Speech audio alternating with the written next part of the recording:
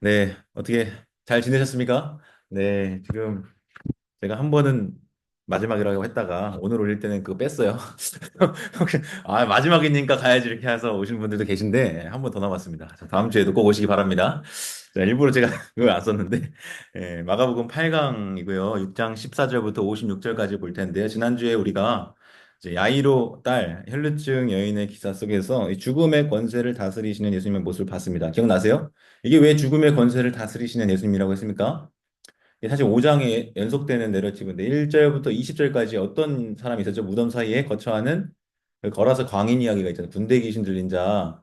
근데 제가 그 사람을 이제 묘사를 할 때 삼중으로 그 사람의 부정함에 대해서 강력하게 묘사하고 있다고 했잖아요. 일단 이방 지역의 땅이고 거라사 무덤 사이에 거처한 사람이고 더러운 귀신 들린 그래서 완전 이 사람은 부정의 그런 극치를 보여주는 인물이다. 그래서 말했고, 그 다음에 보여주는 인물이 야이로의 딸, 이야기가 샌드위치 구조로 A와 B, A 다시 이렇게 있는데, 야이로가 예수님께 와서 엎드려서 꿇어서 자기 딸을 고쳐달라 이렇게 했을 때, 가는 도중에 만난 게 이제 혈류증 여인이라 했죠. 큰 무리가 에워싸 미는 사방으로 사람들이 많은 상황에서 그 혈류증 거인 연인 사실은 피가 생명인데 그 생명이 유출되는 그런 병. 그래서 부정함, 즉 죽음으로 향하고 있는 그런 상태에 있는 인물이 다른 사람에게 접촉하면 그 부정을 전염시키는 것이기 때문에 율법에도 어긋나고 그 당시 사회 문화적으로도 굉장히 잘못된 일인데 그것을 거슬러 예수님에게 터치하는 그 믿음을 이제 봤었죠. 근데 예수님이 전염되신 게 아니라 도리어 예수님이 가지고 있는 이 거룩, 정결함이 그 사람에게 전염되는 이 현상을 제가 무슨 표현이라고 했습니까? 무엇의 역전? 전염의 역전이라는 표현을 제가 두 번 썼는데, 이렇게 첫 번째 혈루증 걸린 여인이 손을 댔을 때 이런 역전 현상이 나타났고, 그 다음에 나타나는 인물이 누구였습니까? 이제 야이로의 딸이죠. 근데 이 야이로의 딸은 그냥 부정한 상태가 아니라 그냥 죽었어요. 시체는 그냥 부정한 죽음이잖아요. 생명이 없는 상태. 그 소녀에게 손을 대십니다. 그렇죠? 손을 잡아요. 이때 다시 한번 이 전염의 역전. 죽었는데 생명이 불어 넣어지는 그런 기적을 우리 봤습니다. 그래서 예수님을 어떻게 제가 이것을 통해서 묘사를 했냐? 죽음의 권세조차도 다스리시는 예수님. 사실 그 앞에는 뭐 바람과 바다를 다스리신 예수님. 그러니까 예수님의 권세에 대한 어떤 사건들이 연이어서 지금 마가복음에 저자가 소개하고 있는 거죠. 그리고 우리가 사장에서 보았던 네 가지 땅에 떨어진 씨앗의 비유를 통해서 각각의 등장인물들이 어느 땅에 속한 자들로 분류할 수 있는지를 이제 연이어서 봤어요. 근데 재밌다고 하긴 뭐하고 공교롭게도 제자들은 계속해서 좋은 땅이 아니죠. 두려워하고, 그죠? 믿지 못하는 그런 모습들. 사실 오늘 다루는 내용까지도 그게 이어집니다. 그래서 이러한 분류는 이제 이어진 단락에서도 가능한데 오늘은 이어지는 6장의 나머지 이야기들을 이제 볼 거예요. 이제 이거에 좀 본 것을 쭉 펼쳐놓은 거죠. 1장 1절부터 해서 마가복음 제목이 있었고 또 광야에 외치는 자의 소리가 있어 면 선지자 이사야의 글을 인용했었고 광야에서 사역하는 세례 요한의 모습을 보여줬고 그 다음에 복음을 선포하시는 예수님, 그 전에 광야에서 시험 받으시는 이야기가 나오고, 복음을 전파하고, 그 다음에 뭐 세례도 받으시고, 뭐 이런 이야기들을 우리가 쭉쭉쭉 보아왔는데요. 오늘 이제 6번에 진정한 믿음을 불러일으키는 일에 있어 시적의 실패 중에서도 이제 아래 여섯 번째, 일곱 번째, 여덟 번째, 아홉 번째, 6장의 나머지 내용들을 좀 보게 될 겁니다. 그래서 제목들을 보면 제자들의 운명을 예고하는 세례 요한의 죽음의 그 사건을 회상하는 신을 통해서 보여주고요. 7번에는 이제 5천 명 먹이신 예수님, 8번엔 바다 위 걸으신 예수님, 9번에 게네사렛에서 많은 병자들을 고치시는 예수님에 대한 이야기를 차근히 한번 보도록 하겠습니다. 나머지 10번부터 15번까지는 다음 주에 다 볼 수 있도록 하고요. 자, 그다음 제자들의 운명 예고 세례요한의 죽음이 6장 14절로 29절까지가 나타나 있습니다. 근데 이걸 우리가 보기에 앞서서 먼저 구조와 관련해서 한 가지 사항을 짚고 넘어갈 필요가 있는데요. 지난 강에서 마지막으로 보았던 6절부터 13절까지의 그 제자 파송 이야기가 나오거든요. 기억하시죠? 성경책을 나란히 옆에 좀 보시면서 따라오시면 좋을 것 같은데요. 6장 6절 2절부터 이제 이에 모든 촌에 두루 다니시며 가르치시더라 하면서 7절에 열두 제자를 불러서 둘씩 둘씩 보내셨어요. 더러운 귀신을 제어하는 권능도 주셨고요. 그래가지고 어떤 복장으로 가고 어떻게 해야 될지 이런 지침들을 주셨고 12절에 회개하라 전파했고 13절에 많은 귀신 쫓아냈고 많은 병자에게 기름을 발라 고치는 그런 일들이 나타났습니다. 그 다음에 14절에 이어서 이제 이에 예수님이 이름이 드러난지라 이렇게 하면서 나오는데 사실은 30절 그리고 31절에 나오는 그 제자들의 귀환 보고를 보면요. 저자가 의도적으로 그러한 구조로 사건을 배열했다고 본다면 그 두 부분 사이에 들어가 있는 6장 14절로 29절 지금 보고자 하는 그 기사는 그냥 혼자 따로 똑 떨어진 독립적인 이야기. 갑자기 왜 뜬금없이 이런 얘기 나오지가 아니라 그 앞과 그 뒤를 감싸고 있는 제자들의 파송 그리고 귀환 이야기와 연결지어서 해석할 때 그 의미가 좀 더 분명하게 드러난다 하겠습니다. 이게 글로 썼는데 이게 이해가 되세요? 샌드위치 구조를 얘기하는 거예요. 다시 한번 여기서 A와 B와 A 다시가 나온다고요. 이 A에 해당하는 부분은 누구 이야기입니까? 제자 이야기입니다. 제자 이야기. 예수님이 제자를 보내세요. 제자 파송, 선교를 보내시는 거죠. 어떤 옷 입고 어떻게 하고 뭐 어떤 메시지를 전하고 어떤 결과를 얻는지에 대해서 A 부분에 6장 6절 B절부터 13절까지 이게 제자들에 대한 이야기가 나온다고 한다면 이제 14절부터 29절까지 갑자기 이제 세례 요한에 대한 이야기가 나온 다음에 다시 30절에 돌아가 보면 사도들이 돌아와서 자기들이 행한 것 가르친 것이 어떠한지 선교 보고를 한다고요. 그러니까 이게 A 다시에 해당하는 부분인 것이죠. 그래서 이 B에 해당하는 부분, 그러니까 지금 보고자 하는 14절부터 29절까지의 이 세례 요한의 죽음과 관련된 이야기는 그것을 감싸고 있는 A와 A 다시를 고려하면서 읽을 때 이 메시지가 더 두드러진다라고 할 수 있는 것입니다. 그래서 그 부분을 지금 볼 텐데 좀 나눠서 볼게요. 14절부터 16절까지인데요. 일단 14절부터 16절까지를 같이 한번 읽어볼까요? 제가 한 절, 여러분 한 절 읽겠습니다. 이에 예수의 이름이 드러난지라 헤롯 왕이 듣고 이르되 이는 세례 요한이 죽은 자 가운데서 살아났도다. 그러므로 이런 능력이 그 속에서 일어나느니라 하고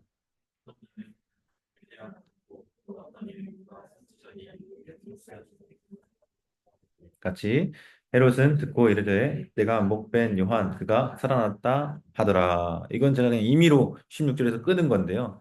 여기를 보시면 이제 예수님의 축기와 치유 사역으로 인해서 또 제자들이 이렇게 활동함으로 인해서 예수님에 대한 이름이 소문이 이곳저곳에 들려지게 되었어요. 근데 그 소문이 이제 왕궁까지도 들어가게 되는 거죠. 헤롯 왕은 왕궁에 있었을 테니까. 그래서 그 소문을 들었는데 그 이야기를 들었을 때 헤롯 왕이 떠올린 인물이 있어요. 사실은 헤롯 왕만 떠올린 게 아니라 사람들이 그렇게 얘기를 하는 거예요. 사람들이. 그래서 어 그렇게 뭐라고 얘기합니까? 이는 세례요한이 죽은 자 가운데서 살아났도다. 그러므로 이런 능력이 그 속에서 일어나느니라라고 말하는 것이죠. 분명히 세례요한은 죽었는데 예수님에 대한 소문과 그가 행하시는 일을 듣고 세례요한을 연상했다. 아마 유사성이 있었던 것이죠. 어, 어떻게 그렇게 했을까 해서 아마 뭐 제자들의 복장 뭐 얘기가 지금 잠깐 언급을 했는데 제가 뭐 어떤 옷을 입고 있었는지 그리고 세례 요한도 뭐 복장이 좀 독특했죠? 낙타털 옷을 입고 뭐 그런 그래서 복장이 유사하기 때문에 떠올렸을까? 아니면 제자들이 전했던 메시지가 6장 12절 말씀을 보면 나가서 회개하라 전파하고 그래서 이 회개하라는 메시지가 요한의 메시지와 유사했기 때문에 그래서 떠올렸을까? 뭐 생각해 볼 수 있죠. 그건 의문 이뿐만이 아닌데 어떤 사람은 그 예수님에 대한 소문을 듣고 엘리야를 떠올리기도 했어요.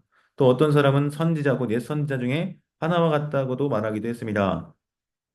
어떠세요, 여러분? 이러한 이해는요, 사실은 앞에서 우리가 봤던 고향 사람들의 이야기를 생각한다면 훨씬 더 나아요. 고향 사람들은 선지자, 메시아, 예언 이렇게 보지 않았어요. 그냥 어떻게 저런 능력이 있냐 하면서 배척하는 모습을 보였는데, 혹은 예수님의 가족들, 친족들조차도 미쳤다 이렇게 했는데, 그런 거에 비교하면 훨씬 더 나은 그런 고백이죠. 심지어 헤롯은 그 인물을 특정한 거죠. 16절을 보면 내가 목 벤 요한 그가 살아났다. 부활한 요한의 현현으로 본 거죠, 예수님을. 그래서 과연 헤롯과 요한 그 둘 사이에는 어떤 일이 이전에 있었기에 또한 헤롯은 요한을 닮은 예수님을 보고 어떤 마음을 가지게 되었기에 이런 얘기가 지금 나오고 있는가 생각을 해보는데요. 이어지는 17절부터 20절까지의 소개를 통해서 우리가 그 의문을 풀 수 있습니다. 내레이터, 이야기꾼이라고 할게요. 지금 이야기를 들려주고 있는 이야기꾼은 과거의 일화를 지금 들려주고 있어요. 헤롯이 자기 동생 빌립의 아내 헤로디아를 아내로 취했습니다. 사실 이것은요, 구약의 율법에 따르면 위배되는 행동이에요. 이렇게 하면 안 되죠. 그런데 요한은 헤로드에게 말하기를 동생의 아내를 취한 것이 옳지 않다 지적을 했어요. 요한은 율법을 아마 근거해서 얘기했을 거예요. 옳지 않다. 정당한 지적이죠. 근데 기분이 나빠요. 네가 뭔데? 이렇게 하는 거죠. 그러면 이 헤로디아는 이 율법에 대한 태도가 기본적으로 순종하고 지키는 태도가 아니라 불순종하고 거역하는 태도인 것이죠. 그래서 이 헤로디아가 이걸 불편하게 여겼기 때문에 헤롯은 어떻게 하냐? 아내가 불편하다면 어떻게 해요? 예, 뭐 조치를 해야 되잖아요. 근데 죽일 수는 없어요. 왜? 이 사람이 의롭고 거룩한 사람이라는 걸 알고 있거든요, 헤롯도. 그리고 자기도 헤롯이 뭔가 지적을 하거나 요한이 지적을 하거나 이야기를 할 때, 뭔가 맞다는 건 인정을 해요. 예, 좀 불편하긴 해도. 그러니까, 또 번민을 하지만 달갑게 들었다. 20절의 표현에 따르면. 그렇게 이제 얘기를 하잖아요. 그래서 그 요한에 대해서 의롭고 거룩한 사람이고 사실 요한을 따르는 제자들이 많이 있었거든요. 우리가 1장에서 봤지만 예수님을 따르는 무리에 대해서 묘사할 때 이 요한의 무리와 대조해서 얘기를 드린다 했잖아요. 유대와 예루살렘 지역에 많은 무리가 이 요한을 따랐었는데 사실 예수님을 따르는 무리는 이 유다와 예루살렘을 넘어서 훨씬 더 넓은 지역에서 예수님을 따르는 것으로 그래서 앞서 온 요한보다 더 크신 분으로서 예수님을 묘사하고 있는 게 복음서의 특징이라 는 말씀을 드렸는데 그만큼 이제 요한을 따르는 제자들이 많았기 때문에 함부로 죽일 수 없었던 거죠. 그래서 두려워하여 보호한 측면도 있습니다. 요한이 의롭고 거룩한 사람이라는 걸 헤롯도 알았고 그의 지적에 온당하고 또 맞는 말이라는 사실도 알고 있었기 때문에 그래서 헤로디아는 요한을 원수로 여기고 죽이려 하였지만 헤롯은 그를 두려워하면서 보호했습니다. 그런데 그럼에도 불구하고 헤로디아는 포기하지 않았다. 그래서 얼마나 이 마음이 완악한지를 보여주죠. 이 마음의 완악함. 이어지는 보도가 이를 증명하는데 21절로 29절까지의 말씀을 보면 이제 헤로디아가 마침 기회를 얻어요. 좋은 날을 맞습니다. 어떤 날이냐면 헤롯의 생일 잔치입니다. 생일을 맞아서 헤롯이 잔치를 벌이죠. 이제 왕가의 생일이니까 얼마나 크게 했겠어요. 그래서 대신들, 천부장들, 갈릴리 귀인들, 귀족들을 다 초청해서 잔치를 벌입니다. 그때 그 자리에 이제 헤로디아의 딸, 헤로디아의 딸이라고 하는 표현은 무슨 의미일까요? 헤롯의 딸은 아닌가 보죠? 예, 그렇죠? 그래서 그들이 즐기는 자리에서 춤을 추고 헤롯 및 그와 함께한 자들의 기분을 좋게 했다. 사실 이 단락을 잘 연구하고, 단어들 하나하나를 세밀하게 이 용례를 분석하고 조사하면요. 이거 표현이 사실은 그냥 되게 순화한 표현들이에요. 그냥 춤을 춘 게 아니고요. 그냥 기분이 좋은 게 아니에요. 사실은 좀 음란하고 좀 그런 겁니다. 그래서 중이 이렇든지 헤롯은 많은 귀빈들 앞에서 맹세를 합니다. 바라는 것은 무엇이든 나에게 말해보거라 내가 해줄 테니. 22절에 이렇게 얘기를 하거든요. 심지어 어떻게까지 얘기를 하냐면 나라의 절반이라도 준다라는 성경에서 이러한 표현이 쓰이는 곳이 또 있어요. 네, 에스더에 심지어 배경도 같아요. 잔치. 잔치의 나라의 절반. 이것은 어떤 의미로 볼 수 있을까요? 나라의 절반은요, 그냥 뭐 하는 말이 아니라요, 반쪽으로 삼겠다라는 의미 아니겠습니까? 그 사실은 제가 아까 말씀드린 것처럼 이 헤로디아의 딸의 춤이 상당히 성적이었을 것이고, 그 사람들의 기분이 좋았다고 했을 때 이것이 단지 그냥 보기 좋았다 이런 의미보다는 뭔가 흥분을 시키는 그런 차원이라고 생각했을 때 지금 헤롯이 이렇게 말하는 것, 야, 너 잘했다. 내가 나라의 절반이라 주겠다. 뭐 원하니? 다 들어줄게라고 하는 말은 지금 그러니까 동생의 아내인 헤로디아를 자신의 아내로 취한 것도 모자라서 그의 딸조차도 자신의 어떻게 보면 왕후로 들이겠다라고 하는 그런 말이 될 수도 있는 거죠. 에스더의 그런 표현과 마찬가지로. 그러니까, 이 이야기를 이렇게 본다면 얼마나 이 헤롯이 그 마음에 하나님의 말씀과 뜻에 대해서 거스르는 자인가인 것도 좀 보여주는 인물 묘사의 측면에서 부정적으로 제가 볼 수 있겠고요. 헤로디아의 딸은 그 말을 듣고 나가서 어머니 헤로디아에게 뭘 해달라고 요청할지를 물었습니다. 그리고 헤로디아는 대답을 하는데요. 세례를 주는 사람 요한의 머리를 달라고 해라. 헤로당은 이 요청을 이제 들었을 거 아니겠습니까? 근데 몹시 고민합니다. 왜 그러냐? 사람들 앞에서 일단 맹세한 바가 있잖아요. 이 귀족들, 대신들, 천부장들 다 물러놓고 내가 이렇게 얘기를 했는데 그걸 깨면 얼마나 그 면이 안 섭니까? 그래서 깰 수는 없고 그래서 사형 집행관을 보내서 요한의 목을 베었습니다. 쟁반이 담긴 머리를 받은 소녀는 그것을 어머니에게 주었다라고 하죠. 그래서 의롭고 거룩한 사람이라는 것을 알면서도 헤롯은 어떻게 하는 거예요? 사람들 앞에서의 맹세 때문에 자신의 체면을 지키기 위해서 악을 행하는 이런 모습을 보여준다는 거죠. 결국 요한의 제자들이 이제 와서 요한의 죽음을 모셔가서 무덤에 장사 지내는 것으로 지금 이 과거 해상 씬이에요. 지금 과거 해상 씬. 지금 이 과거 해상 씬이 등장하게 된 이유는 예수님에 대한 소문이 헤롯 왕에 들렸기 때문이다라고 했고 결국 이렇게 운명을 맞이하게 된 과거를 잠깐 플래시백에서 보여주는 겁니다. 잔치 배경이고 소녀가 등장하는 이야기 아마도 좀 젊은 소녀 10대였을 것 같은데 상당히 끔찍한 잔혹 동화처럼 느껴집니다. 목베인 이야기 나오고 그쵸? 이거 그림으로 그려야 된다고 생각해보세요. 애들 이제 어린이 교육부서 애들한테 소개해야 되는데 완전 잔혹 동화 아니에요, 진짜. 예. 마가복음의 저자는 왜 이런 이야기를 복음서 안에 실어서 전해주고 있을까요? 질문을 해봐야 되는데 이 대답에 대한 힌트는 구조와 배열입니다. 먼저 한 가지는 이제 예수님과 요한의 동일시인데요. 헤롯은 예수님에 대한 소문을 들었는데 연상을 누구를 한 거예요? 요한을 했다. 그래서 여기서 예수님과 요한을 뭔가 좀 동일시하는 그런 모습을 볼 수 있고요. 그런데 요한이 목베임을 당하여 죽은 이야기가 나타나는 거죠. 끝에. 그러면 자, 요한과 동일시된 예수님의 운명 어떠할지를 짐작해 볼 수 있지 않겠습니까? A가 있고 B가 있어요. A 다시가 있고 B 다시는 생략되어 있지만 유추할 수 있는 거죠. A와 B가 유사하다면 A 다시와 B 다시도 유사하겠다. 우리는 이렇게 생각을 해볼 수 있는 것입니다. 이뿐만이 아니죠. 사실은 이 단락에 앞서서 아까 힌트를 드렸다시피 A, B, A 다시의 샌드위치 구조가 여기에 있다고 했어요. 제자들이 나오고 요한의 죽음이 나오고 다시 제자들이 나옵니다. 이랬을 때 이제 생략되어 있는 그 다음의 장면 우리가 연상을 해보기를 마치 이 예수님의 길을 따라 걷는 제자들의 운명도 생각을 해볼 수 있는 거죠. 요한이 의롭고 거룩한 사람인데 그리고 그는 하나님의 뜻에 따라서 율법의 말씀을 지키고 그 사람에게 옳은 말을 했을 뿐인데 죽임을 당했다면 제자들이 하나님의 뜻에 따라서 그 예수님의 부르심과 사명을 받은 대로 행동했다고 하지만 요한이 그렇게 운명을 당했던 것처럼, 예, 제자들도 그런 운명을 당할 수 있다. 이것을 이제 암시적으로 은근히 보여주는 거죠. 예, 은근히가 중요합니다. 대놓고 얘기하지 않고 은근히. 이게 문학의 하나의 기법이죠.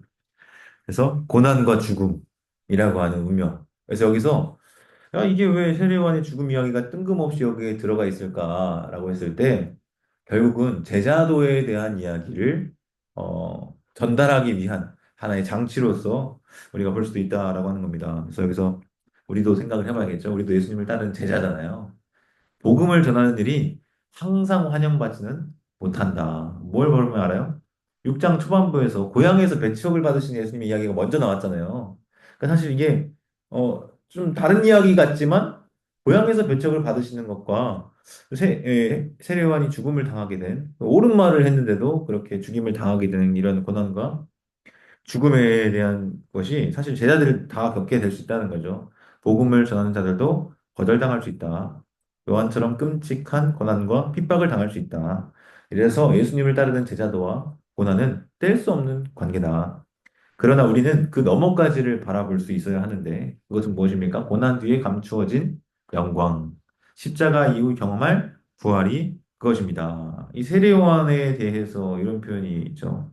마태복음 11장 11절 각주일관에 써놨는데 여자가 낳은 자보다 세례 요한보다 더 큰 이가 일어남이 없도다. 그런데 천국에서는 극히 작은 자라도 그보다 크다. 이런 얘기가 있어요. 그래서 목베임을 당한 세례 요한의 죽음이 비참하게 보였겠죠. 그 사람들의 눈에는, 세상 사람들의 시각에는. 그러나 주님이 말씀하시기를 여자가 낳은 자 중에 요한보다 더 큰 자가 없다. 영광스러운 존재임을 얘기하는데 더 나아가서 천국에서는 극히 작은 자라도 그보다 더 크다. 더 큰 영광을 취할 것이다라고 하는 이 메시지가 있는 거죠. 그래서 이 새 출애굽 사역 우리가 1장 2절부터 봤을 때 예수님이 결국은 선지자 엘리야에 예언되어 있는 바벨론 포로 귀환, 새 출애굽이라고 말할 수 있는 그 사역을 일으키시는 분으로 우리가 쭉 보고 있는데 그 사역은 고난을 수반한다. 라고 하는 것입니다. 이렇게 이제 29절까지의 말씀을 한 단락 봤고요. 그 다음에 이어지는 단락은 우리가 너무 잘 알고 있는 오병이어의 기적이에요. 사실은 사복음서 공이 기록된 사건이기 때문에 설교도 많이 들었을 법하고 이미 알아도 너무 잘 아시겠지만 특별히 마가복음을 우리가 주목해서 볼 때 다른 복음서에는 명시적으로 나타나지 않아 있는 내용이 차이점도 있거든요. 어떻게 보면 그 차이점이 마가복음에서 강조하고자 하는 특징이기도 합니다. 그래서 한 가지씩 좀 볼 텐데 먼저 30절부터 34절까지를 보시면요.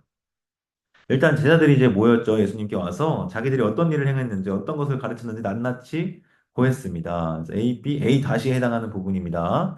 그래서 돌아왔는데 예수님이 31절에 얘기하시죠. 너희는 따로 한적한 곳에 가서 잠깐 쉬어라. 자, 여기서 한적한 곳이라고 하는 표현을 좀 체크를 해두면 좋은데요. 한적한 곳. 사실 에레모스입니다. 헬라어로 에레모스. 제가 이제 여기 부임해서 수요예배나 금요기도회 때 설교를 할 때 어디에서 해변에서 생긴니 뭐 광야에서 생긴니 막 이런 거 하다가 잘렸거든요. 그래서 그 뒤로 이제 그거 안 하는데 그 광야에서 생긴 이 광야가 한적한 곳이 에레모스예요. 에레모스. 그래서 각주에인가 가로로 써놨나? 네, 그쪽 가로로 써놨죠. 1장 3절에도 광야에서 외치는 자의 소리가 있어. 그래서 광야의 세례요한이 등장하고 12절 13절에서 광야에서 40일간 시험을 받으시고 35절에는 새벽 한적 아직 날이 밝기도 전에 한적한 곳에서 광야에서 기도하시고 45절에 광야에서 이제 나병 환자 고치신 후에 물러나시고 6장 31절 여기 이제 그다음에 나오는 거죠. 광야가 나오는 거예요. 광야. 에레모스. 어, 대부분 에레모스로 쓰이고 8장 4절에 딱 한 번 에레미야 이렇게 쓰이는데 똑같은 그런 어근을 가집니다. 예, 그래서 구약 성경에서 특별히 출애굽을 경험한 어, 자들이 이제 광야 하면 바로 알죠. 그리고 이 출애굽의 역사를 알고 있는 유대인이라면 누구나 광야 하면 바로 그 과거의 역사를 떠올리겠죠. 그래서 이 오병이어 사건을 우리가 이해하고 해석할 때 있어서 이 배경적 장소를 상당히 주의 깊게 고려를 해봐야 합니다. 4쪽 넘어갔는데 4쪽을 넘어가시면 이제 출애굽 광야 시대의 역사를 자연스럽게 연상하도록 만듭니다. 굳이 구구절절 이걸 다 쓸 필요가 있어요. 왜?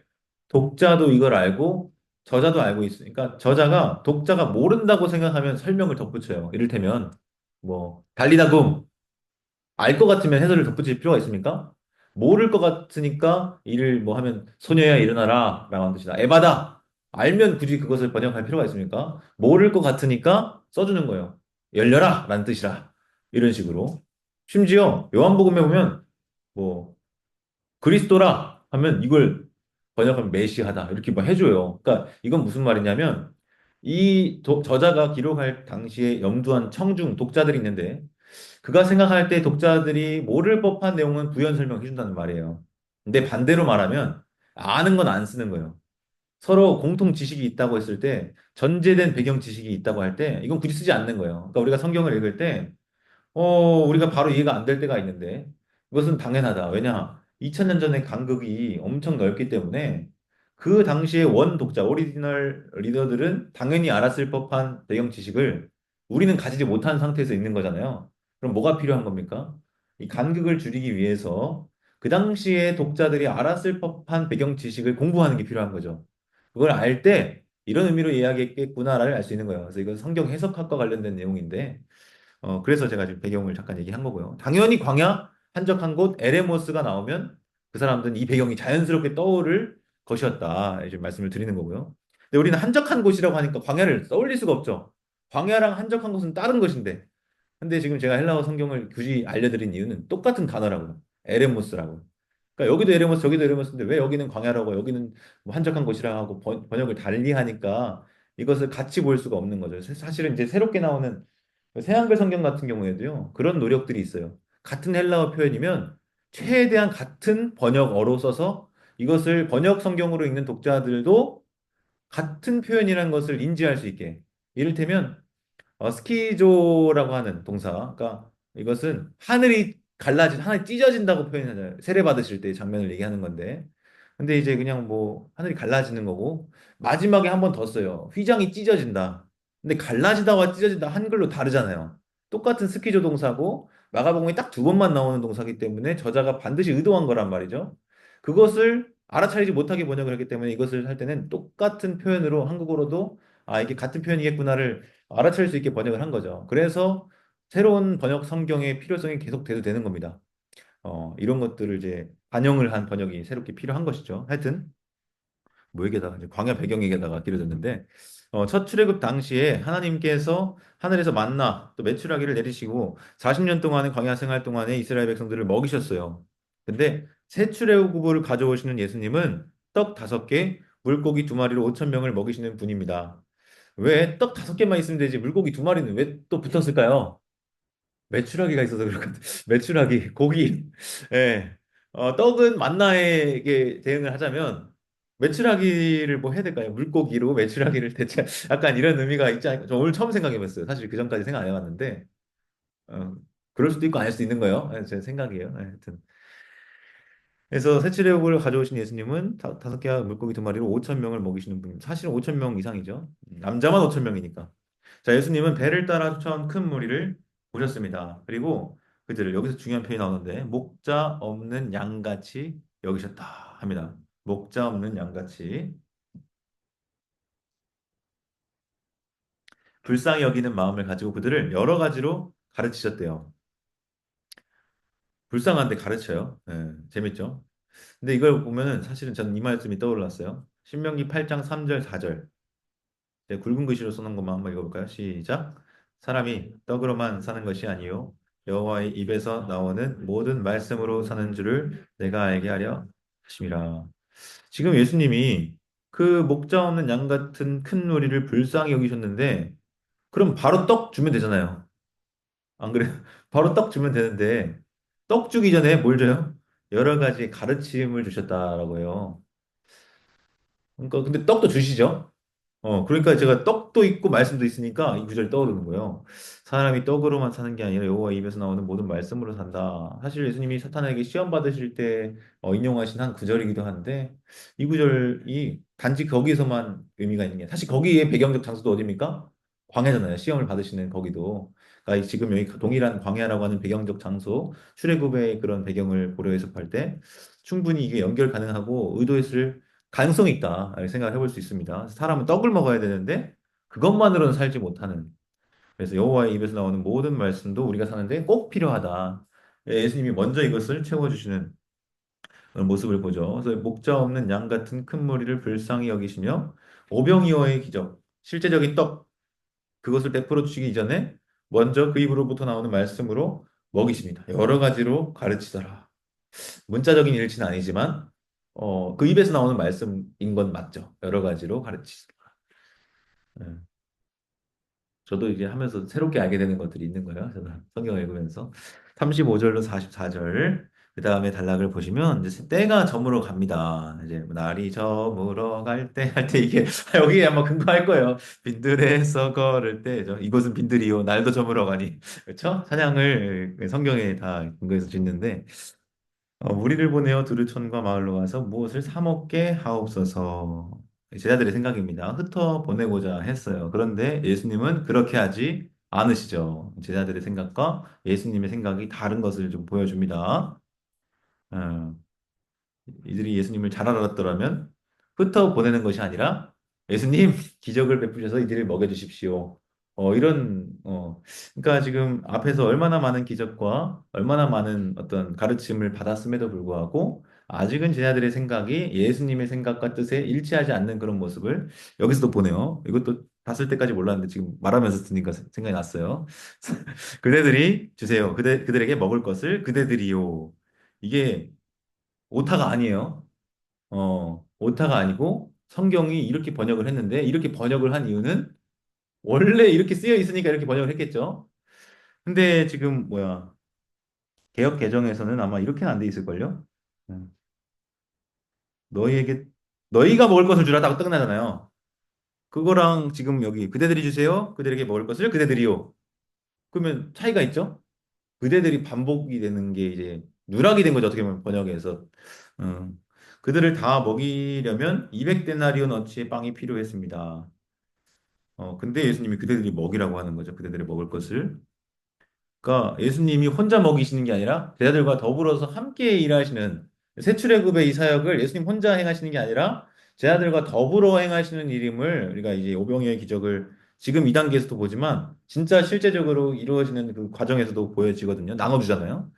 그래서 단지 떡 5개 물고기 2마리만 있을 뿐이었다라고 합니다. 근데 예수님은 모든 사람이 먹을 수 있도록 모둠을 지어서 푸른 풀밭에 자리 잡고 앉게 하셨습니다. 제자들에게 그렇게 명령을 하신 거죠. 그렇게 앉게 하도록 하라고. 그래서 100명씩, 50명씩 무리지어 자리 잡고 앉았는데 그게 뭐가 중요합니까? 100명씩, 50명씩 무리지어 앉는 게 뭐 그렇게 중요해요? 근데 그걸 그 기록을 하고 있거든요. 예수님은 이제 감사기도 드리고 제자들에게 빵을 떼어서 주셔서 사람들 앞에 가져다 놓게 하셨어요. 그래서 물고기 2마리도 모든 사람에게 한 몫씩 주게 하셨는데 그 결과 42절을 보니까 모두가 먹고 배불렀다. 모두가 5개의 떡과 물고기 2개가 어떻게 모두 5천 명 이상을 배불리게 먹일 만한 양이 되겠습니까? 기적이죠. 그래서 이것을 그냥 급식 기적이라고 급식 기적. 예, 급식. 예, 저 예, 좀 급식하면 좀 약간 표현이 낮은가요? 그렇게 하면 안 되는데. 예, 하여튼 배급하시는 거니까. 그래서 심지어 남은 조각이 광줄이 12개에 가득 찼다라고 합니다. 그래서 얼마나 어, 이게 풍성한가를 보여주죠. 사실은 지금 제가 미처 못 썼는데 말아보니까 생각났어요. 잔치 어떠세요? 지금 왕궁에서의 잔치 앞달라기 소리 봤죠? 헤롯 왕궁에서의 잔치와 광야에서의 잔치 이 배경으로 봤을 때 왕궁이 훨씬 더 호화스럽고 훨씬 더 영광 뭐 그렇게 풍성한 것 같고 하지만 실상 이 광야에서 베풀어진 만찬과 이 식탁이 훨씬 더 풍성해. 네, 놀랍죠? 빵을 먹은 자가 성인 남자만 5천 명이다. 그래서 이 잔치라고 하는 이것을 이 어떤 모티프를 통해서 이게 또 이 내러티브 안에서 연결 지어 볼 수 있는 그런 여지가 있습니다. 그래서 몇 가지 주목할 점이 있는데 먼저는 그들이 목자 없는 양과 같았다라는 표현이에요. 목자 없는 양과 같았다. 사실 이게 여기 처음 나온 건 아니거든요. 구약에서도 이런 표현이 쓰여요. 이를테면 민수기 27장에 이런 표현이 있어요. 여호와 같이 읽어볼까요? 시작. 여호와 모든 육체의 생명의 하나님이시여 원하건대 그로 그들 앞에 출입하며 그들을 인도하여 주입하게 하사 여호와의 회중이 목자 없는 양과 같이 되지 않게 하옵소서. 자, 이때만 해도요. 목자 없는 양은 아니었어요. 이때만 해도. 왜요? 자기가 있거든요. 지금 이 말을 하는 사람은 모세입니다. 모세가 이제 모든 육체의 생명의 하나님이요. 뭔가 이제 한 사람을 세워달라고 하는 거예요. 자기 다음, 자기가 지금은 어떻게 보면 목자와 같이 이 양떼들을 여호와의 회중을 인도했는데 자기가 없어지면 목자가 없어지는 거 아닙니까? 그러니 한 사람 세워서 목자를 있게 해주세요. 목자 없이 불쌍하게 살지 않게 해주세요. 이런 청원을 하는 거예요. 그래서 그렇게 간구했던 이 모세의 기도를 우리가 배경으로 생각을 해보면 마가복음 6장에서 그 기도가 이루어지는 거 아니겠습니까? 목자 없는 양과 같은 그 회중들, 그 백성들을 하나님이 세우세요. 그리고 목자 없는 양과 같이 되지 않도록 하셨어요. 예수님이 누구시냐? 목자 없는 양들의 목자가 되어주시는 분이시다. 그래서 사실 이 목자라고 하는 모티프는 엄청 많이 나와요. 사실 성경에만 나오는 게 아니에요. 구약 성경뿐만 아니라 구약의 배경이 되는 고대 근동, 이건 사실 서양 중심이죠. 고대 서아시아, 우리나라 기준으로 했을 때, 그 지역의 문화에서, 종교에서, 문헌들에서 목자는 곧 통치자를 가리킵니다. 그래서 사실은 여호와 나의 목자시니 내게 부족함이 없으리로다 했을 때, 여호와가 나의 왕이시니 내게 부족함이 없으리로다와 같아요. 목자 왕 은유예요. 하여튼. 예수님이 목자 양들의 목자가 되어주시는데 그들의 목자가 되어준다는 사실을 뒷받침하는 근거가 또 본문에 나타나는데요. 앉히실 때 100명, 50명씩 자리에 앉습니다. 그런데 거기 자세히 보시면요. 이 오병이어 사건이 사복음서 공이 기록된 내용이라고 말씀을 드렸어요. 그래서 마태복음에 나오고 누가복음에 나오고 요한복음에도 나오는데 문제는 이 표현은 마가복음만 나와요. 이 표현이 무엇일까요? 제가 따옴표를 이렇게 써놨죠. 푸른 잔디. 푸른 풀밭이라고 되어 있는 개역 개정에는 푸른 잔디라고 되어 있죠. 푸른 잔디 39절에 나오는 표현입니다. 이건 다른 복음서에 없는데 마가복음에 나와요. 근데 이 잔디, 특히 그냥 잔디가 아니라 푸른 잔디라고 했을 때는 이 당시의 시기가 어떤 시기인지를 알려주는 정보도 될 수 있지만 구약을 배경으로 생각을 해볼 때 이 푸른 잔디가 나오는 구절이 있어요. 예, 방금 제가 언급을 했죠. 여호와 나의 목자시니 할 때 푸른 초장과 잔디가 같습니까? 다릅니까? 초장과 잔디를 다르다고 하겠어요? 하여튼 이게 연상하게 하는 어떤 하나의 언어적인 그런 연결점이라고 하는 거죠. 그래서 시편 23편 1절 2절 같이 읽어볼까요? 시작. 여호와는 나의 목자시니 푸른 풀밭에 놓이시며 쉴 만한 물가로 인도하시는구나. 사실 푸른 풀밭과 쉴 만한 물가는 같은 것이죠. 누이시는 것과 인도하는 건 같은 거예요. 그래서 제가 A, B, A-B- 이 히브리시의 평행법을 제가 여러 차례 말씀을 드린 바 있는데 여기 푸른 풀밭에 누이시는 것처럼 예수님이 뭐 하시는 거예요? 푸른 잔디 위에 앉히시는 거예요. 뭐 하려고? 먹이려고, 꼴을 먹이시려고. 어제 아래 써놨네요. 구약의 시편에서는 여호와가 곧 목자, 곧 왕이십니다. 목자이신 여호와는 양으로 비유되는 그의 백성, 즉 화자, 시인을 푸른 풀밭에 누이며 쉴 만한 물가로 인도하시는데, 그런데 마가복음은 예수님을 어디에 자리에 위치시키냐면 목자의 자리에 위치시킵니다. 그리고 목자 없는 양 같은 큰 무리는 그의 백성의 자리에 위치시킵니다. 그래서 목자이신 예수님이 양 같은 백성을 푸른 잔디 위에 앉히시고 먹이십니다.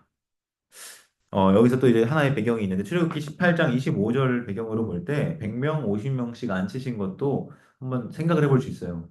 100부장, 50부장이 있거든요. 그것이 체제가 출애굽기 18장에 이르러서 출애굽 이후에 이제 하도 재판할 것이 많은데 전부 다 모세한테 오니까 60만, 뭐 200만 명의 모든 민원을 어떻게 한 사람이 다 처리합니까?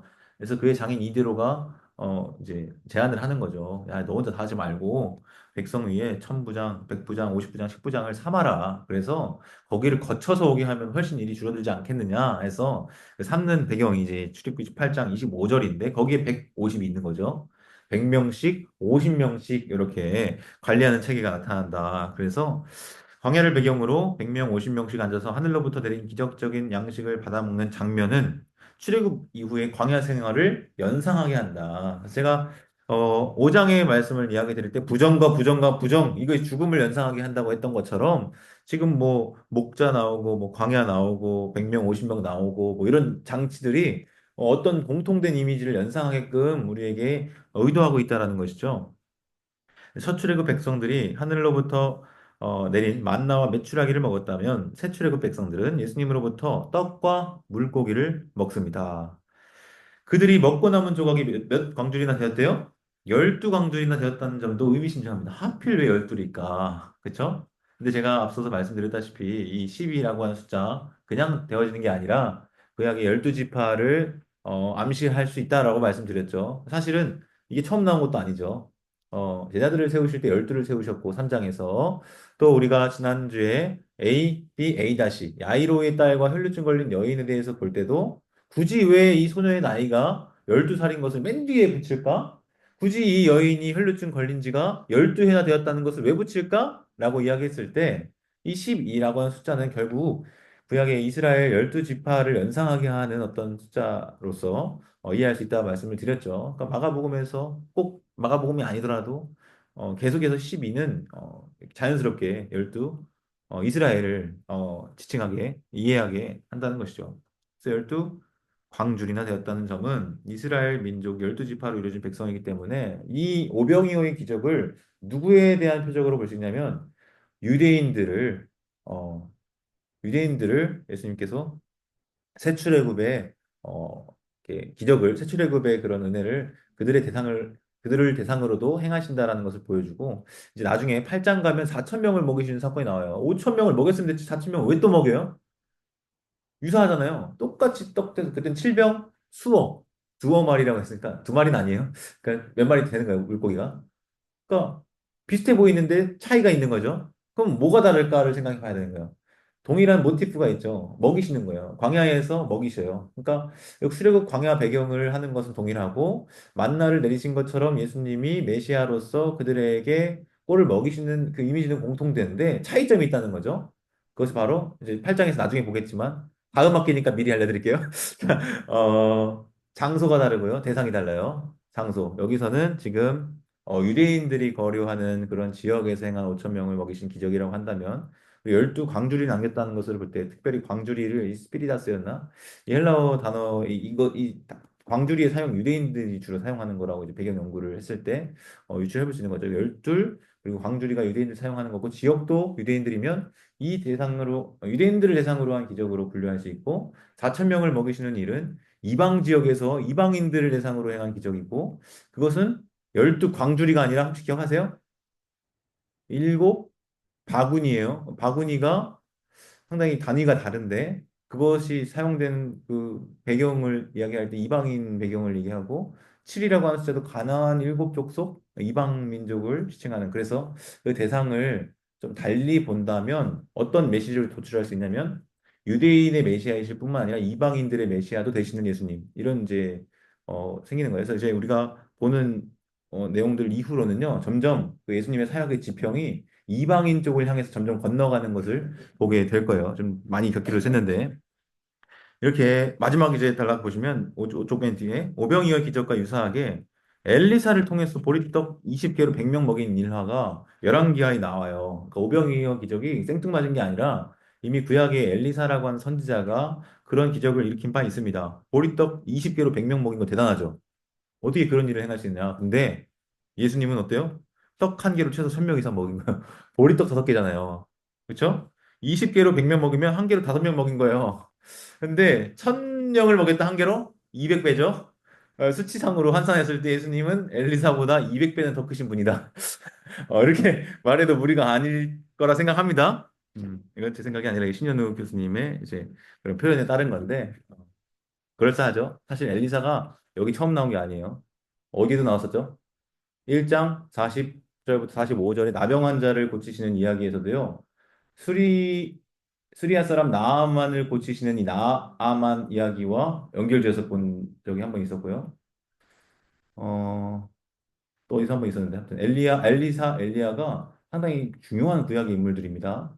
그래서 예수님을 설명할 때 그 위대한 선지자들을 가지고 와서 그들보다 더 큰 예수님으로 묘사하는 것이 하나의 어떤 논증 방법이었던 것 같아요. 모세보다 더 크신 예수님, 뭐 누구보다 더 크신 예수님 이런 식으로요. 그래서 예수님이 메시아라는 것을 드러내는 초자연적인 표적이다. 자, 그다음 단락은 6장 45절로 52절까지죠. 바다 위를 걸으신 예수님. 자, 6쪽 넘어가도록 하겠습니다. 잘 따라오고 계세요? 네, 막저 혼자 막 따다다다 달리고 가고 있는 건 아니죠? 예. 잠깐 기지개 한번 펴실까요? 이제 거의 중간을 넘어서 마지막 부분을 향해 가고 있는데요.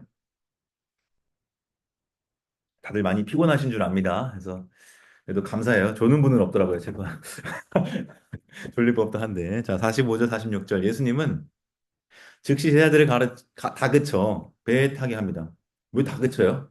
즉시예요, 심지어. 그 앞의 사건과 뭔가 연속되는 이야기로 그 연결을 합니다. 유티스. 곧 즉시. 굉장히 빠른 전개를 보여주는데 배에 타서 건너편 베세다로 가라고 해요. 베세다. 그래서 그 사이 예수님은 몸소 무리를 흩어 보내셨어요. 예수님이 직접 야, 이제 집에 가라. 다 먹었으니까 이제 오늘 장 끝났다. 이제 가라. 이렇게 하면 그들과 해가지고 예수님 어디로 가십니까? 산으로 가세요. 산. 산 어떤 곳이라고 했습니까? 뭔가 하나님의 임재가 있는 곳, 뭐 그렇게 제가 한번 말씀을 드린 것 같은데. 그러니까 배경적 장소가 여러 번 나와요. 저기 저번에도 열두 제자를 세우실 때 산으로 가서 하죠.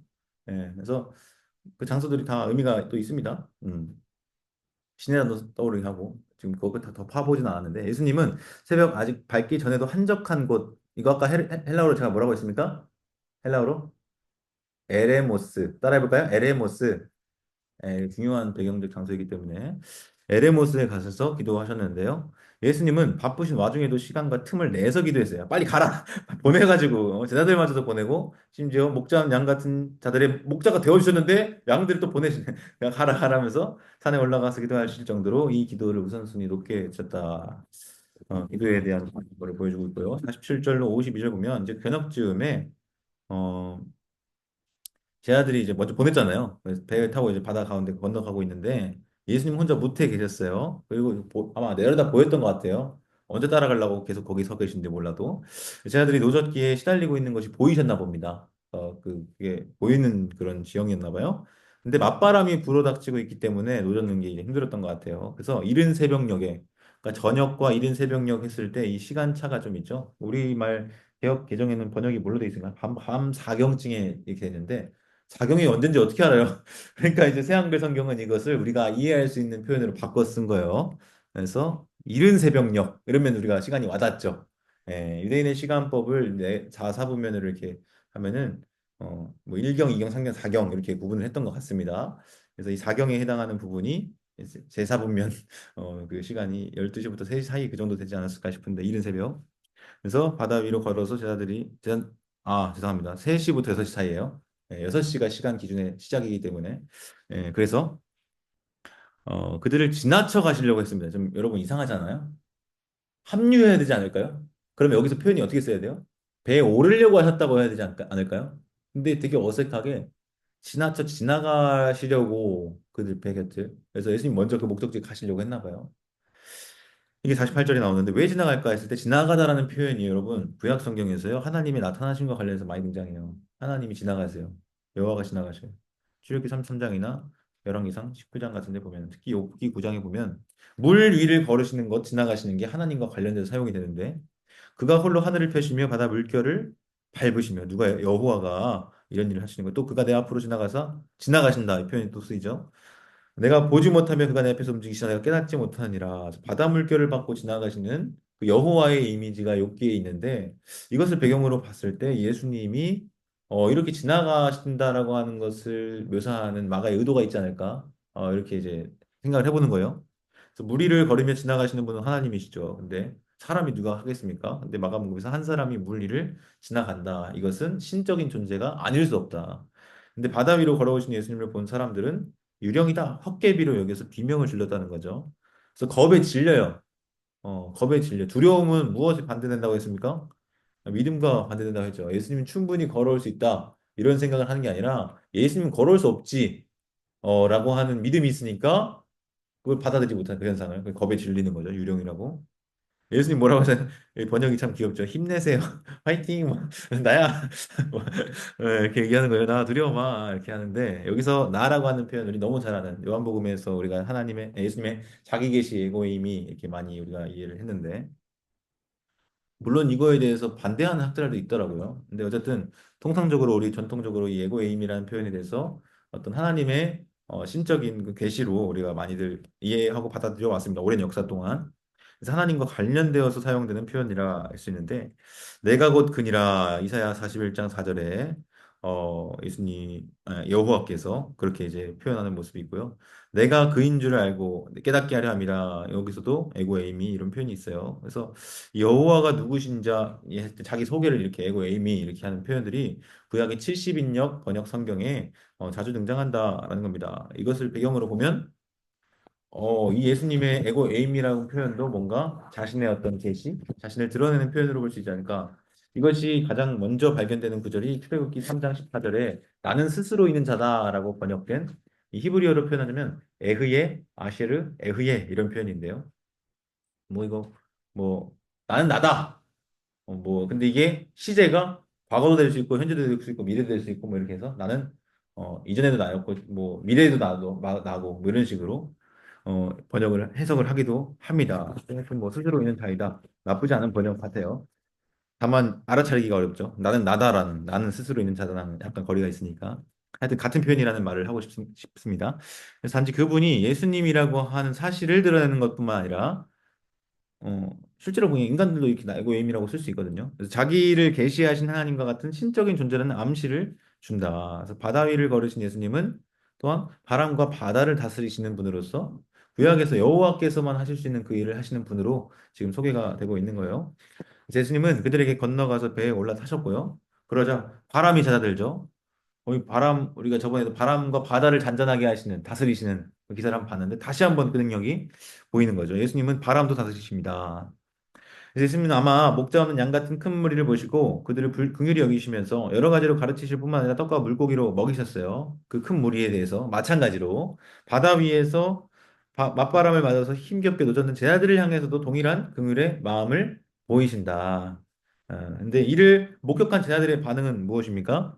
속으로 지나칠 정도로 몹시 놀랐다. 지나칠 정도로 몹시 놀랐다. 이 표현이 좀 이 제자들에 대해서 뭔가 좀 까려는 의도가 보이죠? 지나칠 정도로. 그러니까 이 마가복음의 저자는요, 다른 복음서들과 다르게 이 제자들을 아주 진짜 까내려요. 특히 수제자인 베드로를 정말 까내려요. 다른 복음서들과 다르게. 이유가 있을 거야, 아마 그 당시에 뭐 어떤 상황이나. 그래서 마음이 닫혀 있어서 그 이유를 이렇게 설명하는 거예요. 빵으로 먹이신 일에서 깨달음을 얻지 못했고 마음이 닫혀 있었어. 여러분 기적을 그렇게 봐도요. 여전히 깨닫지 못하고 알지 못하고 믿지 못할 수 있어요. 기적을 보이면 믿을 것 같지만 실상 그렇지 않다는 거예요. 부정적이에요. 왜 그런가? 마음의 완악함, 포로세이라고 하는데 경직성의 이 문제를 해결하지 못하면 놀라운 기적과 표적을 연달아 보고도 열매 맺는 믿음에 이르지 못할 수 있다라는 거죠. 그래서 우리가 1장부터 쭉 봤을 때 이 마음이 완악한 자들을 참 많이 봤어요.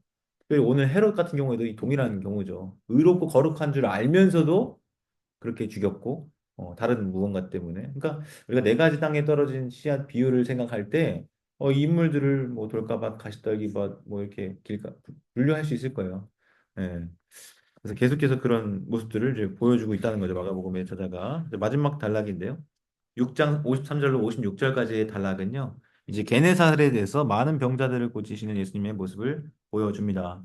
45절에 따르면 원래는 벳세다로 가게 하셨어요. 그쵸?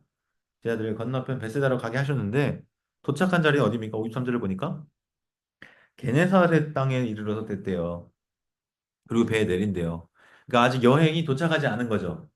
그래서 이 여행 그 목적지에 도착하기까지의 그 과정이 상당히 순탄치 않음을 보여주는 건데, 근데 이것을 어떤 식으로 보여주냐면 6장 53절부터 이어지는 8장 21절까지의 그 이야기, 그 과정들이 결국은 이방 선교를 향해 나아가는 과정인데 장애물들이 계속 있는 거예요. 그래서 그것이 쉽지 않다. 극복하기가 쉽지 않다라는 것을 지금 이런 식으로도 표현할 수 있다라는 거예요. 원래 목적지는 베세다인데 가다가 뭐 무슨 일을 겪고 무슨 일을 겪고 중간에 게네사렛에 도착하고 뭐 이런 식인 거죠. 그래서 많은 장애물을 극복하고 나서야 비로소 베세다에 도착하는데 이것은 그 길이 얼마나 멀고 힘든 길인지를 보여주는 겁니다. 지금 우리가 신학적으로 좀 돌려서 생각하면 예수님이 누구신지를 우리가 알고자 하는 목적이 있는데 정말 바로 믿고자 하는 목적이 있는데 그 목적하는 곳까지 가기에 상당히 많은 장애물들이 있고 시험이 있고 어려움이 있고 그런 과정들이 있다. 그 길이 쉽지 않고 험하고 고난과 십자가의 길이다. 뭐 예를 들면 이런 식의 어떤 메시지가 또 여기서 있는 거죠. 저는 이거 생각 못 했는데 책에 있더라고요. 그래서 제가 연구하지 않고 편하게 가져왔습니다. 근데 가져올 때는 항상 출처를 밝혀줘야죠. 아, 내게 아니고 여기 아이디어다. 이게 공을 돌려줘야 도둑질이 아닙니다. 이게 실적으로. 근데 참 도둑질 많이 했어요. 네. 알려줘야 되는데 사실 그죠? 내게 아닙니다. 여기 겁니다. 이렇게 해줘야 되거든요. 교회에서 하는 거니까 이렇게 하는데. 어, 내게 어디 있겠습니까? 다 배우 공부해서 하는 거니까. 네. 예수님의 소문을 듣고 54절, 56절. 이제 많은 병자들을 사람들이 데리고 왔어요. 근데 여기서 보면은 어,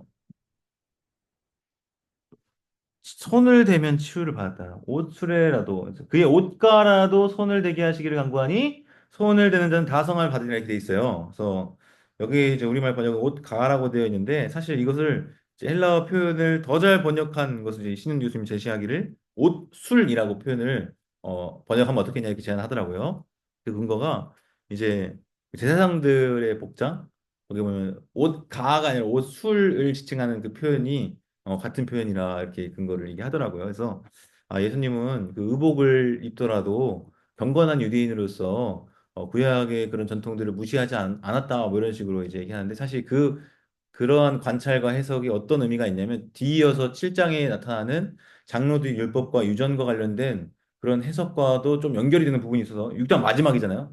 바로 다음 절부터 7장이잖아요. 그래서 그런 약간 교두보로 이렇게 삼는 것 같더라고요. 그래서 흥미로웠습니다. 하여튼 치유가 어떤 의미가 있냐 했을 때 이사야 35장 5절과 6절에 근거하면 치유는 새 출애굽 시대가 도래한 표적입니다. 우리 이걸 같이 한번 볼까요? 읽겠습니다. 시작. 그때 맹인의 눈이 밝을 것이며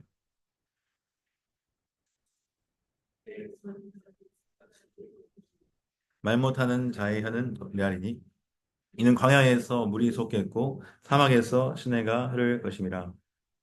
네, 여러분, 이사야서는요, 66장까지 있잖아요. 그것을 두 부분으로 나누면 1장 39절부터 40장까지, 1장부터 39장까지 나누고 40장부터 66장까지 이렇게 나눠요. 근데 여기서 더 나누는 사람은 40장부터 55장까지, 그리고 56장부터 66장까지 이렇게 이사야서를 구분을 하는데요. 근데 잠깐 이 이야기는 사실은 40장 이후에 나오는 이야기가 아니고 35장에 나온단 말이죠. 근데 그게 어떤 얘기, 거룩한 길에 대한 여러분들 이사야서 35장을 펼쳐보시면 그 표제를 거룩한 길로 해놨어요. 그래서 광야에 대한 이야기가 나오는데 결국은 이게 무슨 말이냐면 광야와 메마른 땅이 기뻐하며 사막이 백합화와 같이 피어 즐거워한다라는 말이 결국은 뭔가 새 일을 행하실 하나님의 역사, 특별히 이사야서에서 새 일 행하면 새 출애굽이에요. 하나님이 이루시는 새 일. 근데 이제 35장에서 그 새 출애굽, 그러한 새 일을 행하시는 그때에 어떤 일이 일어나느냐? 맹인이 눈을 볼 것이고, 못 듣는 사람이 귀가 열리고, 저는 자가 뛸 것이고, 말 못하는 자가 노래한다. 사실은 마가복음에서 보여주고 있는 치유받은 병자들의 케이스가 다 있는 거예요, 여기. 그러니까 이 마가복음에서 고침받은 병자들의 이야기를 선별적으로 했을 때 아마 더 많은 환자들이 고침받았지 않겠습니까? 수많은 환자들이 고침받았는데 그중에서 특별한 케이스를 마가복음의 저자가 의도적으로 이렇게 우리에게 소개해주고 있단 말이에요. 근데 그 소개해주는 인물들이 이 35장 이사야 말씀을 비추어 보면 다 그때에 예고된 그런 병자들의 치유 사건이라는 말이죠.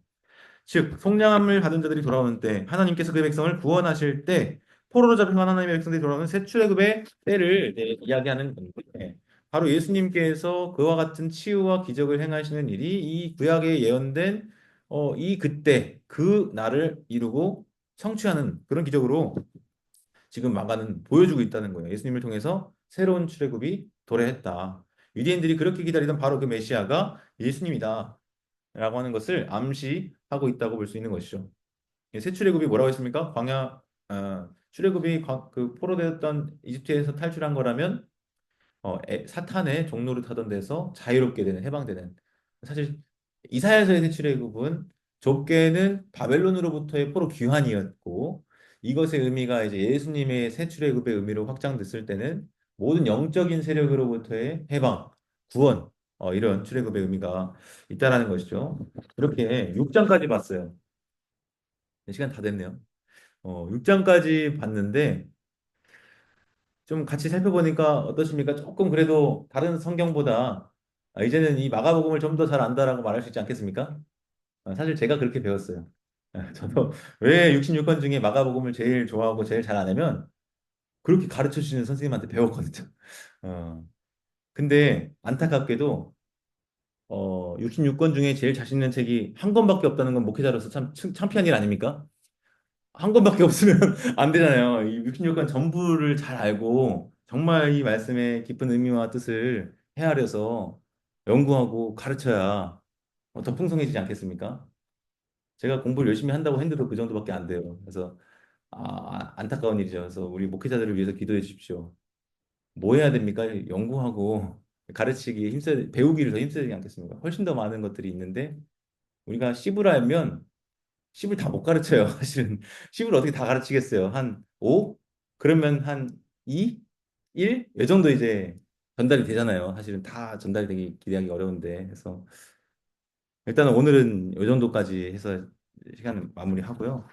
다음 주 어, 7장부터 목표는 8장 21절에서 1막 끝까지 다루는 것을 목표로 해보겠습니다. 그래서 그렇게 아시고 다음 주에 오늘 오신 분들은 가급적 시간 내셔서 꼭 참여하시면 감사하겠고요. 제 기도하고 마치겠습니다. 하나님 아버지 감사합니다. 오늘 이렇게 6장까지 마가복음 8강을 마무리하게 하심이 감사합니다. 짧지 않은 시간이었지만 우리가 마가복음의 말씀을 깊이 있게 읽고 묵상하며 연구하며 배울 수 있는 기회를 주셔서 감사합니다. 이것이 단지 우리의 지식적인 알과 배움으로만 그치지 않게 하시고 정말 우리의 마음을 부드럽게 하여 예수님이 누구신지를 더 분명히 알고 그분이 가신 길을 믿음으로 잘 따르는 제자로 살아갈 수 있도록 인도하여 주시옵소서. 또한 주님이 우리를 부르신 뜻과 같이 우리도 사람들의 어부가 되어서 이 새 출애굽의 놀라운 구원 소식을 다른 이들에게 전하고 증언하는 그런 복된 증언자들 다 될 수 있도록 인도해 주옵소서. 때로는 우리의 삶에 고난과 핍박과 어려움이 찾아온다 할지라도 그 너머에 기다리고 있는 큰 영광과 부활의 소망을 가지고 살아가는 우리 모두가 되게 인도해 주옵소서. 예수님의 이름으로 기도합니다. 아멘. 네, 이것으로 회가 마치겠습니다.